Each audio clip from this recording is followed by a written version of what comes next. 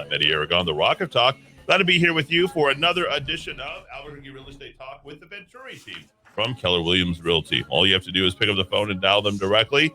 448-8888. That's 448-8888. Or, of course, you can go to the number one real estate website here in the state of New Mexico. That's welcomehomeabq.com. Welcomehomeabq.com. Don't forget, you can find us on Roku, Fire, Apple TV, and download our apps as well. Tego, Tracy, good morning. Good morning, Eddie. It's Easter weekend. It is. Happy Easter. Yeah. Happy Passover and happy Good Friday. Spring and Good Friday. Yeah. So we're here into spring and April and a year away from all the stuff, the bad stuff. And now we're looking forward at all the good stuff. And there's a lot of good housing data. We just wrapped up a big month there. Yeah. Of course, the human computer, we have the Dow 3000 for my show. And here we have the Tego 9000 for his show. And go ahead and lay it all down with all the drill down on the data and the expertise that you need. And don't forget, folks, you can get this information by just going directly to their website, welcomehomeabq.com. Sans the personality, of course, because Tego and Tracy have great personalities. Go ahead, Tego. Awesome. Well, thanks, Eddie. Well, I don't know if I can be ahead of Dowd, though. Come on now. Really? I mean, no, I don't. In front of him. You're just doing it. No. He's a computer. He knows. It's like, I love how when you're just talking with him, yeah, Dowd, what about that? And he's like, oh, yeah. And he just rattles it off like, he just knows. Yeah. All right, let's drill down. Okay. Homes of the week as well. Yep. And we're going to talk about rural buying and why you may want to go ahead and look at some of those rural properties out there. That'll be a lot of fun. All right, take a listen. Thanks, Eddie. And we're going to talk about this new program, Tracy, that I'm super excited about. Yeah, really good.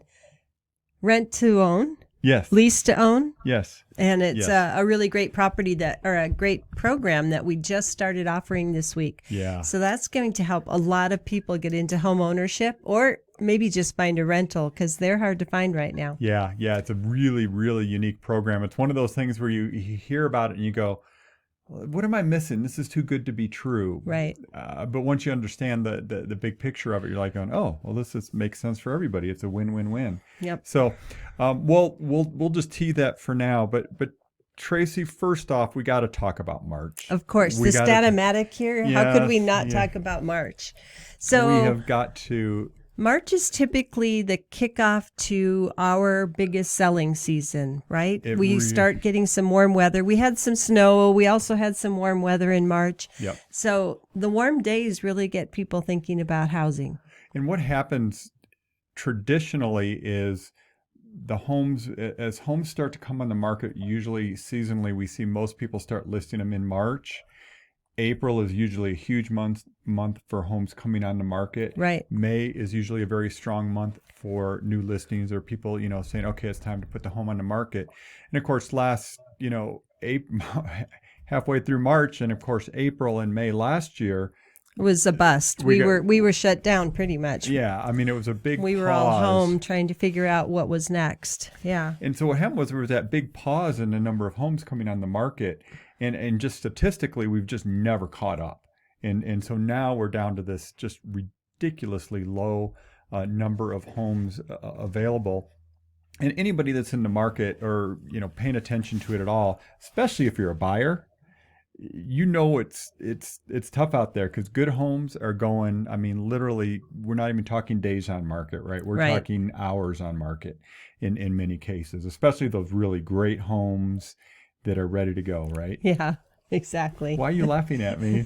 I'm laughing because we've been trying to buy a house ourselves. Oh, that. And, experiencing it from a buyer's side, That's right? That's why you're laughing. I get it. I'm laughing okay. because every time we work, I think every time we're buyers or sellers of properties, which we do, of course. we experience the same things our clients experience. And it's hard. It's hard to be a buyer. It's hard to be a seller. And I really appreciate that we do buy and sell houses. And even if it's a house that we're going to keep as a rental or if it's one that we're going to have as a second home or something, it's still, it's a tough process to go through. No, it is. And yeah, for sure. And it's interesting. You get to put yourself in the shoes of our clients and what they're dealing with every time. So, right.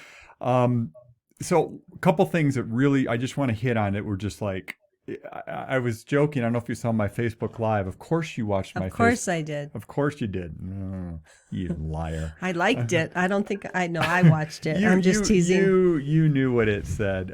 Yeah, but I know every day after coffee everything that's going on in the real estate world. Yeah, the thing I was joking about, I said I said, well, I'm not going to do that. I looked at it on the first, and I said, well, I'm not going to do this on the first because everybody just think I'm joking, right? Right. It's an April Fool's joke.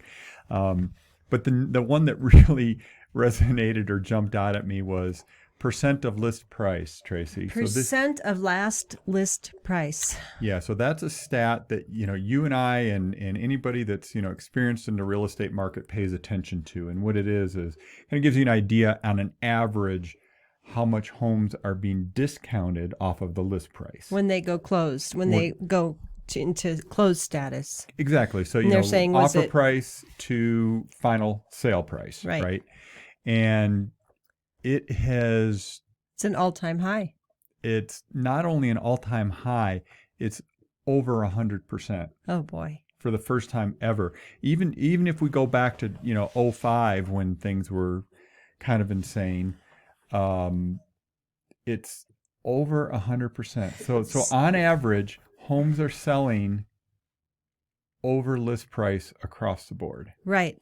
An important thing for home buyers to know, right? Absolutely. If they think that they can go in and make an offer on a house and get something below list price accepted, it's probably not going to happen. Well, let's be just fair about that, because there are homes that go on the market and they're just priced too high. Right. Right. And so, yeah, I mean, maybe, but the average is that they're selling for above what they're being listed for. So important thing for buyers to know. So as they're planning their strategies with their realtor, they know what the market's like. Just, I think this kind of goes without saying, average price, median price, average price per square foot, all of them are at all-time highs in our market. Average price per square foot is the one that I really like to watch because it's a better gauge of how the market's moving. And average price per square foot now for March closings was $155 per square foot. And to put that in just perspective, March of last year, it's 14% less. I mean, higher. Excuse me. Yeah. What's interesting about that, when you think about 155 a square foot, you can't build a house for 155 a square foot on land right now. But when you watch those TV shows on Bravo or wherever, $1 million listing New York, $1 million listing LA, or all those other home shows that are doing house shows, buying and selling. I mean, sometimes they're talking like $1,500 a square foot on those shows, right? Well, so when you think about affordability in New Mexico compared to a lot of states around us, including Texas, Colorado, Arizona, our homes are way more affordable. No, without for sure. a doubt. Yeah. I mean, if you look at comparable markets to us, Phoenix, Tucson, Colorado Springs, Denver, Amarillo, Lubbock. San Antonio. I mean, I know people are going to say, well, that's not really the same. It's like, okay, but I'm just saying, from an affordability standpoint, we're not talking affordable housing, but just an affordability standpoint, we are still better than most of those markets. The only one that's better than us is El Paso. And affordability means how much of your take-home income you have to use towards housing. Yeah, and to clarify that's based on the median income of the market too. So it's gauging it to what the median take-home income is in Albuquerque. I'm just trying to clarify that. Yeah, because it's not the median take-home income in Manhattan. Right, but when you look at Denver, how much of their take-home they have to use towards housing versus how much of our take-home. It's still very affordable here, even with prices up. So a couple things I wanted to mention to folks. If you want to geek out on market data and look at some of the trends, you can. You're laughing. Hey, that's what I do. I geek out on market data. I know. And I appreciate it. If you go to our website at welcomehomeabq.com, it is our main website. We have a couple websites, but there's a tab called Market, and I've got all kinds of stuff there. I've got it by month, by year, by long-term trends, by weekly trends. You can see it all there if you want. Can you see it by neighborhood? Can you go in and dig down to? You can. So if someone wants to kind of look up generally their area of town, by zip code. By zip code. By zip code. So that's good. You can dig into zip code. And that's like we've talked about. Okay, what's the hottest zip code in Albuquerque? And we were saying 87121, right? Is the tightest supply versus demand in the whole market right now. Right. Right. So we have a house that's available here over Easter weekend, came on the market, ready for showings. It started showing on Friday. Yeah. And they're going to look at offers on Tuesday. So you do have time. It's in Rio Rancho, 1561 Chihuahua Road, Northeast. It's on a half acre. It's just over 1,700 square feet, 3-bedroom, 2-bath, nice Pueblo style home.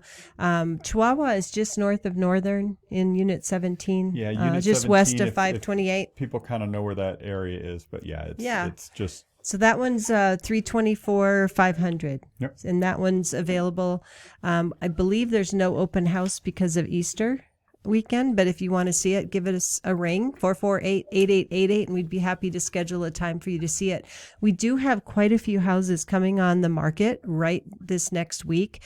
Next weekend is the statewide open house blitz. Yep. So we have a lot of homes that we've kind of kept in the hopper waiting for that. So you can go from house to house next weekend. So if you have a house you're looking for, give us a ring. We might have it coming and we can get you the information on it. Tracy, I talk to a lot of realtors every week, just, kind of seeing what's going on. And I'm hearing that there is...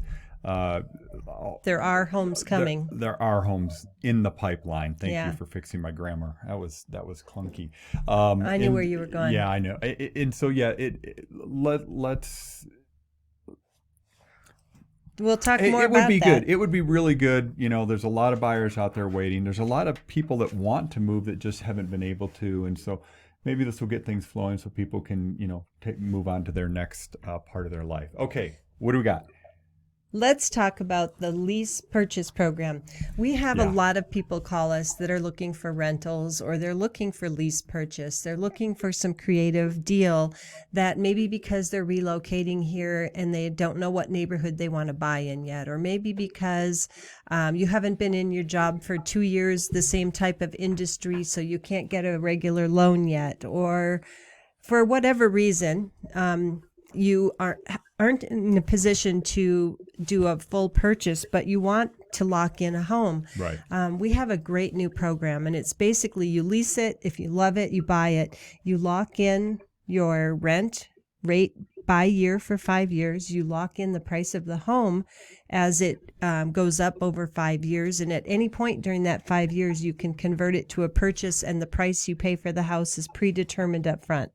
So just to make this clear, this program, it's a company that's been doing this now for many years. They will actually go buy the home. Yep, you pick the house, you go shopping. Exactly. You go shopping, you pick the house, they buy it. With cash. You rent it from them. And once you're renting it, you're going to know what your rent, monthly rent's going to be. You're also going to, and there'll be escalations, for up to 5 years, obviously. And it's, I don't know, what was it, 3.5%? It wasn't a big, I mean, just normal. Just normal, rent appreciation. But at any time during that 5-year period, you can buy the home. And they were calling it, or I saw a thing that was called, it was the lease it, love it, buy it program. Yeah. I thought that was interesting. Well, of course, you get to pick the house, so you believe you're going to love it, right? Yeah. And sometimes you get in a house and you don't love it for some reason, right? Yep. It might have a neighbor with a dog that barks all night or whatever. For some reason, you don't love it. But, you get to move in, rent it, you've picked it, they buy it for you. And in this competitive market, we have some people who have been unable because maybe they've got a loan program that isn't favorable right now and they keep getting beat out by cash buyers. Yep. So now you can put the power of them as cash buyers behind you, have them buy the house, you move in, and then you can choose how you want to take it from there. So it's a great program. And this is not, understand that there's a lot of, little things you have to understand about this. So we're certified to help people with this program. There is a process, obviously the person has to apply. They don't have to have crazy stellar credit. They have to have at least 580, I think. 580 income, household income above 40,000 a year. Yeah, those are the two big ones, and then there's other qualifications. So the process is somebody would say, "Oh, this might be just for me. Maybe I got it." Well, who would this program be ideal for, Tracy? It would be ideal for a lot of situations, like I said. So relocation people new in jobs, people who want to rent, who want to buy, but for some reason they need a year or two before they'll be in a position to be able to buy. And it's a great program. Part of the beauty is you've already moved in, you're renting. You can convert it to a buy, and you don't have to move and pack up and have that disruption of your neighborhood and your friends and packing and moving and maybe new schools and things. You get to put roots down and know you can buy the house when you're ready, right? So and understand, it's not every home qualifies. There is a criteria of the homes, but I think last I looked there were about 150 homes in our market that would qualify, right? That are on the market. Again, these are homes that are currently on the market that this company would just come in and buy, and you lease it from them. So if you're interested in this, or know somebody that's interested in this, have them reach out to us so they can talk to one of our people that are specialists on this program. And we're at, of course, 505-448-8888, and it's a Venturi Realty group with Keller Williams Realty. Let's talk about rural properties. Yes. I've got some great notes on that, because with the way the market has been, Tracy, people are starting to look out a little further. Maybe because of COVID, people are going, I need a little more elbow room. I want to move out. I want to get out of the city. And, around Albuquerque, we have a lot of good options. And some people know that they don't have to go back to work in a building. They can work from anywhere. So we're seeing people take advantage, move out a little bit further because they don't have to do the daily commute. The commute's not as important anymore. So first off, Tracy, what are if somebody's thinking about first off, let's talk about the areas of Metro Albuquerque that we kind of call rural areas. What would you say? Well, Edgewood, Moriarty, Belen. Really all the East Mountains. All of the East Mountains, they're rural. There's also Santa Fe area and Los Alamos area. And so, to Espanola, Ribera, up to Las Vegas, just whatever rural properties there might be. Yeah, it's just kind of, you just start getting outside the metro itself. Yeah, some of the rural properties we're talking about might be in a town versus out in the country. Well, you think about the South Valley, or Valley Farms as we call it. There's some great rural properties down there. There's Corrales, there's the North Valley, which even though they're kind of in the city, you still get that rural feel, right? Right. And you're dealing with some of the things we're about to talk about, which are, what are you looking for, right? That would be the first consideration, right? What would it be? It'd be, do you need space for animals? Are you looking for barn storage? You have a hobby or collection and you need that. Right. Is it for animals? Is it for privacy? Is it just you need a big view, wide open spaces? Yep. Sometimes we like what we grew up with, right? I just need to make a side note. We have a home listed for sale in Stanley right now, which is north of Moriarty, and it's wide open spaces, but it's 70 acres? 70 acres, a home on 70 acres, all fenced. And so, I mean, there's, and really that's not that far, from Albuquerque. Right. And, some of those properties are for farming, know, especially the Estancia Valley, right? They've got the pinto beans, they've got sweet corn. Yep. There's the whole pumpkin patch out there. So the other things that you want to think about on rural properties is, what's the water source? Yeah. Is it private well? Are you still in some sort of community water, or is it, city or village type water? So they can vary. We do live in the desert, and you have to figure out the water situation, and I'll hear people say, "Oh, East Mountains, you don't want to go out there because those wells, those wells have problems." Well, East Mountains is a huge area. So it just depends on where it is, and having somebody that's, familiar with the East Mountain areas, like Melissa Romero on our team. She grew up out there. She's an expert in that part of the world. So wells and or private water systems. Right. Yeah. Yeah. What else? Power. Mm-hmm. What is the power situation? Do you have reliable power and backup? Yep. Sometimes, having backup generators are pretty important when you're in a rural area, right? If a windstorm comes through and you lose power, it could be a couple days. When there's only one person to fix the line for versus 10,000 people who are without power, you might not be top person on the totem pole. Yeah, and a lot of the close-in areas, South Valley, Los Lunas, Valencia County, East Mountains, most of that is P&M still. Right. Except there is Central New Mexico Electrical Co-op. There's some rural co-ops, yeah. Which is more Torrance County and down in that area. Yeah. So the other thing you see in rural areas, Tego, septic systems. That's what I was just going to say. Septic. So septic, obviously these areas we're talking about that are kind of outside of the city have, you see septics a lot. I can only think of some areas in the East Mountains, like Paco has their own water treatment system. But right. For the most part in the East Mountains, you're going to be having a septic system, right? Right. And septics are, they've been around a long time. They are pretty simple technology. They are. And they work. You just have to maintain them. And they work really well. The other things, is there natural gas, or are you on some other form of propane? Propane. So propane tanks that you can lease or you can own, and having reliable companies. You can get on a maintenance schedule for propane, and that nice truck just comes down your road every once in a while and make sure that they top off your propane tank so it doesn't ever have to get too low.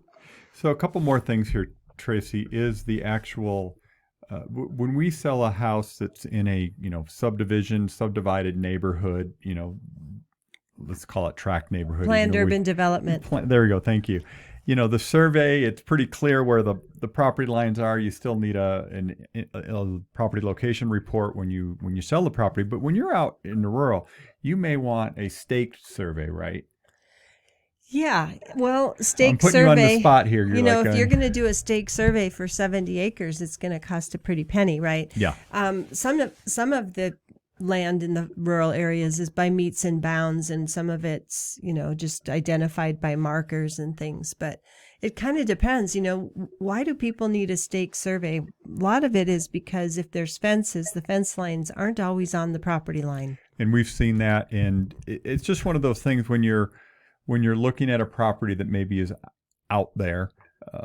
The survey is going to be something that's going to be a bigger consideration than, again, that's in a subdivided neighborhood with, block walls between each house. We should get a surveyor to be on, because we have this question come up a lot. Yeah. Other rural considerations? Yeah, the road. So a lot of times you'll have private roads, and, who's responsible for that? Who's going to maintain it? Sometimes it's public, and if you're in the mountains, maybe they don't plow it. It's like on the third tier of what gets plowed when it snows. That's another thing. Something we didn't talk about when we were talking about water, Tracy, was shared wells. Let's just hit on that real quick, because I think that we do see quite a bit. We do. So shared well is where, to split the cost of putting in a very deep well, it might be that more than one house uses that one well. I've seen up to 5, I think, in the East Mountains on one well. So maybe one builder has 5 lots and they do one well and they have it for all the properties. So typically what happens is the homeowners each pay a portion of the electricity to pump the water up, but obviously the water's free. Well, and there's different, and there's like well equipment. Right. So everybody shares in the cost. Yeah. If the pump goes out, everybody shares in the cost of it. What's the name of the neighborhood up here off La Luz, the road going up to La Luz in Sandia Heights? Green. No. The one that has the community water system. So it's a small, it's not a big neighborhood. Vista something. Anyway. I can't think of it. Anyway, it had, there's maybe... It'll come to us in the middle of the 50 night. 50 homes in, 50, some homes are built, some are not, but it's up, if you take the road up to La Luz at the top, going up toward Luz, and you take the turn off. What's the name of that neighborhood? It's driving me crazy. Sorry, everybody. Okay. Chiaramonte. Thank you. So that has its own private water system. It's not really a shared well, but it is only, I don't know, 50 properties in there, maybe something like that. Okay. All right. So loans. When you're doing a loan in rural areas, there's opportunities, but there's also challenges. So the opportunity is USDA loans, right? Which is 100% loan for rural areas to make sure that they have funding to buy those rural properties. One of the things that comes up is, like, speaking of water, some of the properties that we deal with have no water source. They just have holding tanks for water. And so they have what's called hauled water, right? Where literally a water truck comes in and fills up their tank every once in a while. And a lot of the lenders, traditional lenders, don't lend on houses that have hauled water. So we have to get, really talk to lenders to make sure that they cover those areas, but then also that it's common for the area. So if all of a sudden you're in the North Valley of Albuquerque and they don't have a well and they're not on city water and they say, no, we have hauled water, a tank, nobody would lend on that because it's not normal for the area. But if you go down to Tehique or Torreon or, places that are a little bit rural, especially on South, is it 337 and South 14? No, I still call it South 14. It is South 14, but there's also 337. They kind of come together down there in Urisari. Yeah. But, hauled water is not uncommon in that area. So a lender would go, okay, yes, but not every lender would do it. So a little due diligence there. The other thing on lending challenges, if you're buying a house with a large parcel or maybe an additional parcel next to it, you may have some challenges. They may loan on the one parcel with the house on it, but they may not loan on an additional, parcel, let's say. Because it's vacant land, perhaps, and they don't have programs. Buying vacant land is hard to find loans. There's only a couple, and some of the credit unions that will do that. It is definitely a challenge, although... Well, anything else on that subject before we talk about vacant land real quick, even though we're almost out of time? I think that covers it. Yeah. So vacant land, Tracy, I know you've been a land expert for years. You've sold hundreds and hundreds and hundreds of lots. I'm in dirty boots right now, Tego. They still have dirt all over them from the land I was on. Yeah. So first off, obviously lending can be a challenge. Just real quick, what should people be thinking about with vacant land? So I want to talk about vacant land that you want to put a house on now. You're not talking about, I'm going to hold this vacant land, and maybe it's vacant land that's really far out, rural, that doesn't have utilities. So what I want to talk about, Tego, is land that you want to find right now to build a house on. We see a lot of houses going up, a lot of custom properties. And, we want to just say, be careful. Do some due diligence. There's a lot of things to consider that people don't think about. We heard a story about somebody buying a lot, and they found out... Beautiful lot. Great. It was a bargain. Bargain. Right? Beautiful. Sandia Heights, city lot. And after they bought it, they found out they had about a postage stamp size that they could actually build on. The building envelope was very small. So it's important to do the due diligence. I think one of the most important things to do, if you're going to be buying land to build on, if you don't already own the land, which a lot of people do, get a builder involved really early. Don't choose the land before you've actually talked to somebody that kind of give you an idea what it's going to cost to make that land ready to build. Right. So, or get your architect or your draftsperson to look at it with you. So some of the things when we see, let's say we're talking about Valley Land, Corrales, Placitas, North Albuquerque Acres, Southwest Albuquerque, the places where we see a lot of people wanting to build custom homes right now, which goes out to the rural areas too. But some of the things to think about, where are the utilities? How far away? What utilities are there? There's properties in North Albuquerque Acres that are not close to utilities. There's no water. And North Albuquerque Acres, the depth of wells there varies greatly from one side of North Albuquerque Acres to the other. It can be a 500 feet difference, right? Well, one of the things that we get a lot are people calling us because you can buy a half acre in Rio Rancho for $5,000, for example, even relatively close in. But it's totally undeveloped. To get a well there is going to cost you $30,000. Well, and you need electricity for and well. You need electricity. And so sometimes they say, well, it's only a half a mile away. And go, have you priced out what it's going to cost to bring it there?